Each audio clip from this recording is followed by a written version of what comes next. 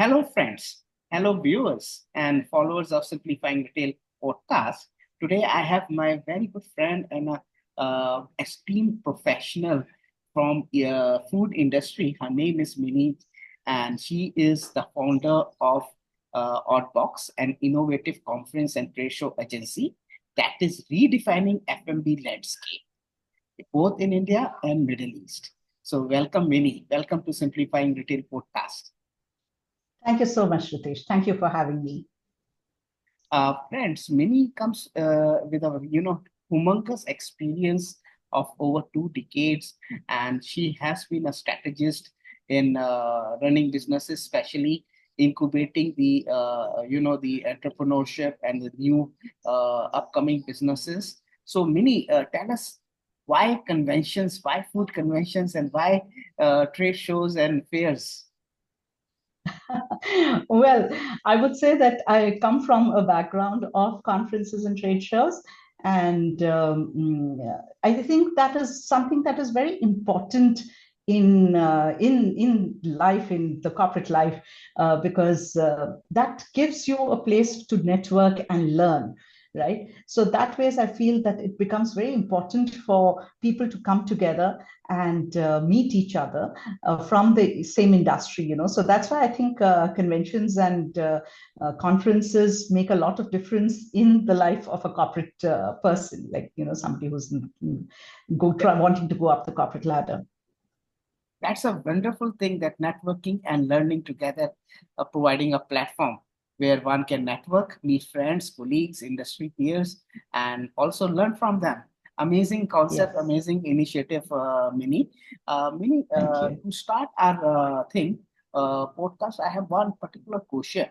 And the question is, Mhm. they say that QSR, the quick service restaurants, is one of the toughest business to be in. Why is it so? Well, I would honestly say QSR as a business is notoriously challenging.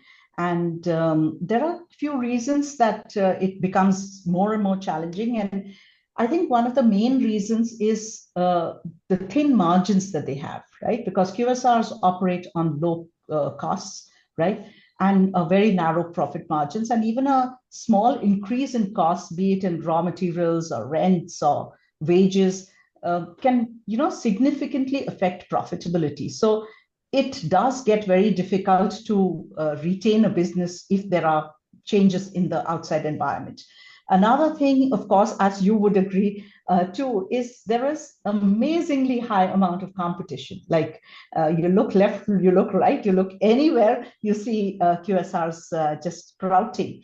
It is crowded, and everybody is vying for the same consumer's attention, right? I mean, standing out in that kind of competition requires constant innovation, both in terms of menu as well as in marketing, I would think, to be able to reach out to the right customer.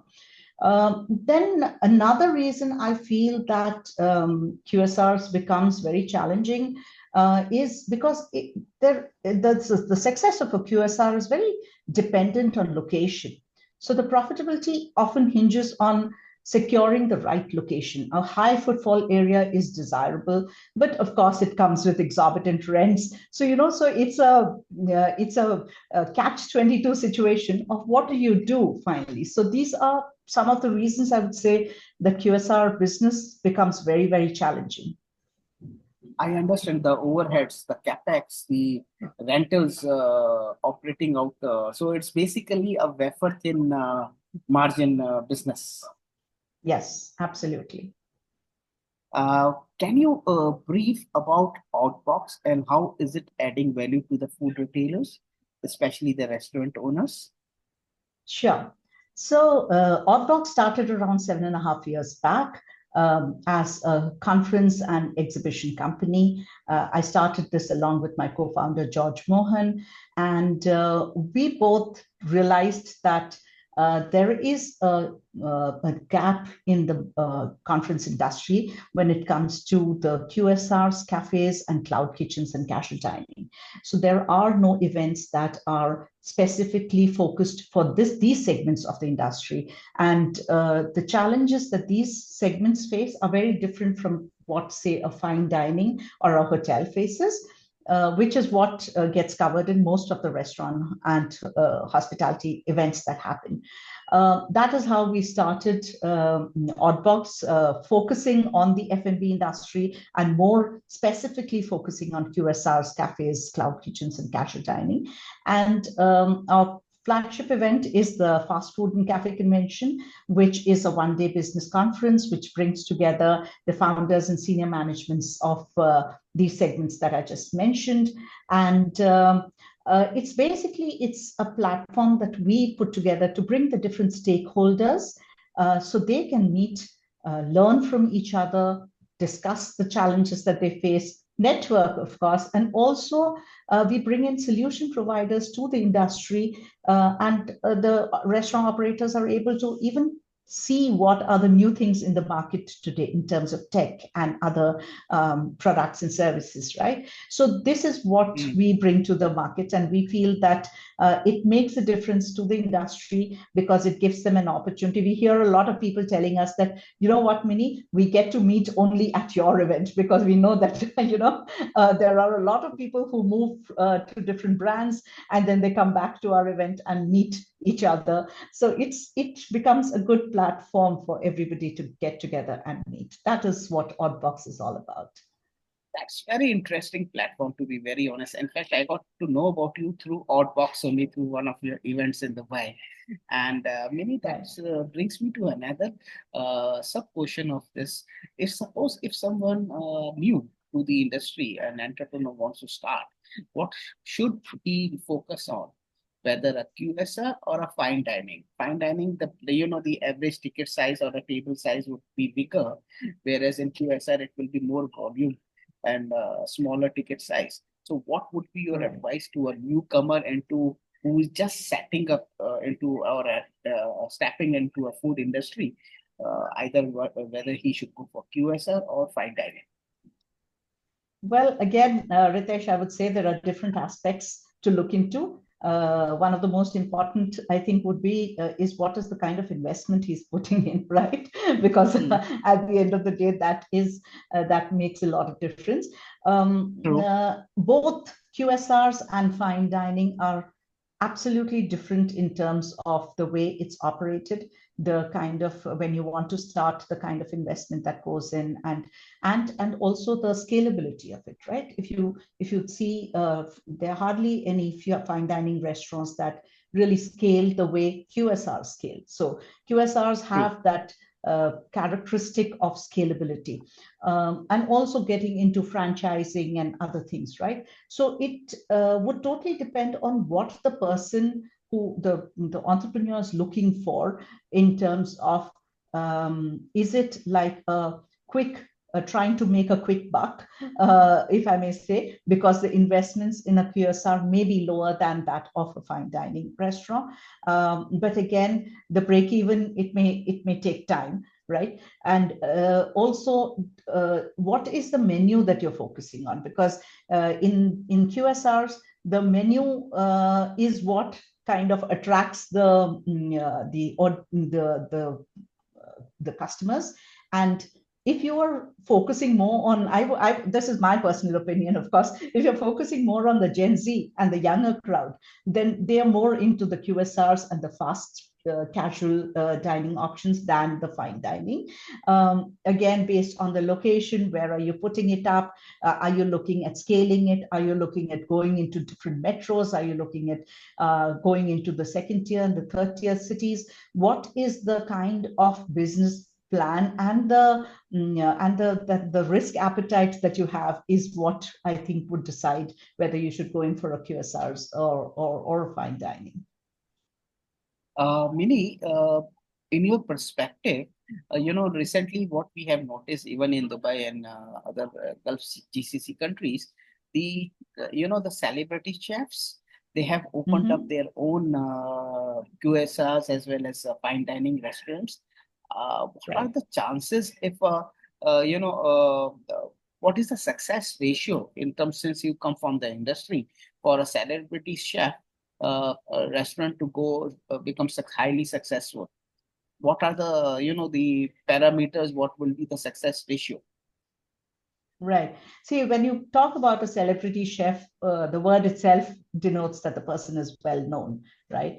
And in today's day of social media, what happens is anybody who's a celebrity is out there on social media, right? So there is, of course, whenever I see celebrity chefs opening up QSRs, and not just the fine dining types, but fast casuals or casual dining restaurants, and putting their name to it, there is of course an interest, because it pops up on, like, you open Insta or you open TikTok, all these things pop up because of the kind of algorithm that there is. I'm quite bad at this side of things in terms of social media, but I know that the Gen Z is following that, and there would be an interest, right, to at least go and try it out. Now after that, after the initial trying, everything depends on the price points as well as the quality of food. And now I'm guessing that if it's a celebrity chef, it would be quality food that there is, but then the price point becomes the challenge, right?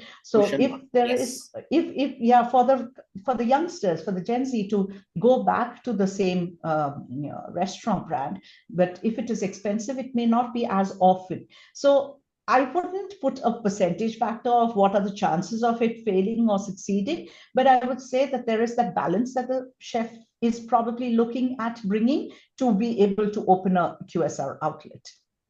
Let me rephrase my questions. Do these Mhm. restaurants of QSS make money? that's that's a tough one, Ritesh. that is that is something I think you should actually ask a restaurant operators. I wouldn't really want to comment on it, but yes, there are the unicorns that we have amongst the QSR brands that are there. Whether it is making money or not is something I would really not be in a position to True, comment on. true. I love the concept of McDonald's that they started. McDonald's is not into a burger business; they are into a Yeah. real estate business. So, it's a different perspective how a burger brand has taken a real estate and become a giant globally. And Yep. looking at the concept which are coming up, especially in a culinary genre. A small vada pav has become a self-sufficient QSR. That kind of Yeah. a small pani puri joints and all those Yes, things that those are absolutely. coming up. So, Mini, since you are from the industry, what are the Mhm. current challenges in 2025 to 2026 in next 2 years do you see for this QSRs, quick service restaurants, which are coming up, and especially the niche one, targeting vada pav, samosa, chai kind of a joint. What are the Mhm. challenges do you foresee in next 2 years? Right. So I think the rising costs, the inflation is something that is likely to become a challenge that they have to face and figure out how to go about it, because there would be raw materials, packaging, logistics, all these are going to be squeezing your profit margins. So like you said, if the ticket value is high enough, and which doesn't really isn't really the case in terms of a vada pav or a samosa chai joint, so then that becomes, it squeezes into your profit margin, so that becomes a challenge. Then another thing I feel very strongly is the consumer today is becoming more and more discerning, right? Their preferences are changing. They are becoming more health conscious. They're looking at sustainability in a more serious way. And so customizing those kind of options is also going to push the QSR to kind of innovate. And if not, then it's going to be difficult for them. And of course, the labor challenges that are there, I think that's common across all restaurant profiles. That it's very, very tricky to get the right labor, to retain them and to nurture them and everything. So there is a high turnover rate, and the reliance on low-cost labor sometimes ends up in underskilled workforce, and that does not help in the case of the restaurant, because especially in the front of office, you need to have skilled people, because that's where your customer experience comes from, right? So those are some of the challenges that I feel, especially, I mean, I forgot to mention earlier when you were talking about Oddbox, that we do this event, the Fast Food and Cafe Convention, in India, in Dubai, in Riyadh, and we're also going to be starting in Kuwait shortly. But the challenges that I just mentioned are, I think, across all regions.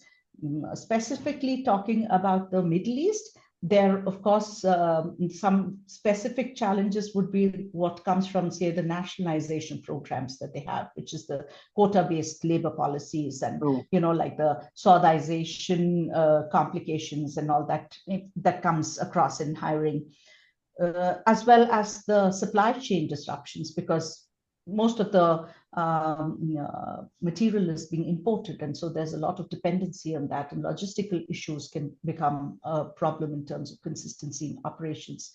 So these are what I would say are the major challenges both in India and the Middle East.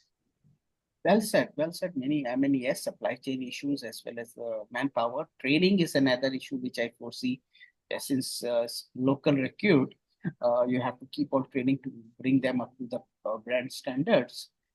Coming to my last question, Mini, is what would be your advice? 3 points to someone entering this industry completely new. What are the three things that he or she should keep in mind before jumping into a QSR business? Okay, I'm not sure if I'm the right person to be saying this, but I think as the cliched, customer is king, right? So it's very, very important to understand who your customer is, what your customer is looking for, and in what ways do they want it, right? Like, so that the presentation, the way you put it across to them, and understanding their needs is, I think, primary. Another thing that I would say is, of course, in today's world of digital transformation and disruptions, I know that especially prior to COVID, the restaurant industry was very kind of not very open to adapting and adopting technology, but I think it has changed quite a bit, and one has to be open to it, because that is the kind of future. So by saying no to digital technology and the transformation that's coming up, I don't think you can really survive. So that's something very important. And one should also, like I said, when you're understanding customers, that whatever the leveraging the data that you can collect once you start your operations, of course, is something that the analytics that you get and understanding the customer behavior through that can also help you refine your offerings and optimize your operations. That's what I would say. Mini, coming to your just an extension of data collection and data analytics, most of the QSR they tie up with the food delivery apps. So, and this food delivery apps, they don't share any data. So, how does a new guy or a new entrepreneur who has started a QSR will look into data analytics, because he's totally dependent either on the Swiggies of the world, the Deliveroos of the world, and hunger stations of the world. So what is the way out? Any hacks, any tricks for that? And that's again a very tough one, Ritesh, because it is a very sensitive topic across the regions, right, when it comes to data and the delivery partners. But I would say that I have come across newer delivery options in which there is this whole transfer and sharing of data, because companies are also realizing, of course, there are the traditional ones, some of the whom you named right now, but there are newer brands that are coming up who are understanding this whole pain point where if the restaurant is not getting the data, what is the value add that they are getting, right? So, I mean, data is huge for them. And I've come to know that they have, I'm not going to take any names there because I'm not, Sure. biased towards anyone, Fair enough. but Yeah. there are brands that are coming up that are giving this option of sharing data and giving more access to the restaurant for what they are getting on the aggregator platform. So, I mean, as of now, I would think that's the only way out till the restaurants and the aggregators come to a mutually agreeable solution which benefits everybody. That's nice insight which you just spoke, Mini. It's actually the collaboration in the true form taking place. Transparency is coming in, data information sharing Yes. takes place between the restaurant and the aggregator, and that's how it gives the both the restaurant owners as insight to improve their services, improve the food quality. So it's something which is really, I think so that should be the future of QSR going forward. Absolutely. I totally feel that it's all about helping each other. You don't grow without the other, you know. So that's the attitude. If all of us could just adopt that attitude, I think it would make a lot of difference. That's what our scriptures teach us, especially Bhagavad Gita, Vasudev Kutumbam. That is the real Right. sense of Vasudeva Kutum, wherein all the Absolutely. stakeholders, the value chain stakeholders in the value chain are all coming together, serving the common objective, that is the customer. So that's a very Absolutely. nice conversation with you, Mini. I know you are busy. I will not take much of your time, and thank you very much for taking time out for the listeners, for the audience of Simplifying Retail. Thank you very much, Mini. Thank you so much, Ritesh, for having me. And thank you to everyone who's listening. All the best. Thank you. Thank you, Mini. Thank you very much.